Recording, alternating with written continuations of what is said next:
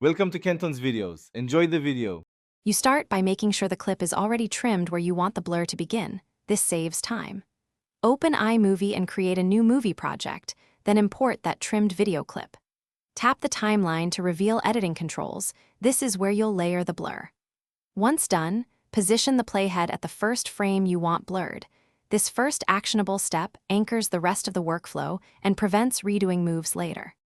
You'll use an overlay trick because iMovie lacks a native blur filter. Tap the plus, add the same clip as a picture-in-picture overlay, then tap the overlay and choose Fit or Crop to fill as needed. Scale and move the overlay so it sits over the subject you want blurred. This creates a layer you can modify. Next, replace the overlay's content with a blurred photo or a cropped, pixelated still. This gives the visual blur while keeping motion underneath. You finish by trimming the overlay to match the exact start and end points, then use simple dissolve cuts for smoother edges if needed.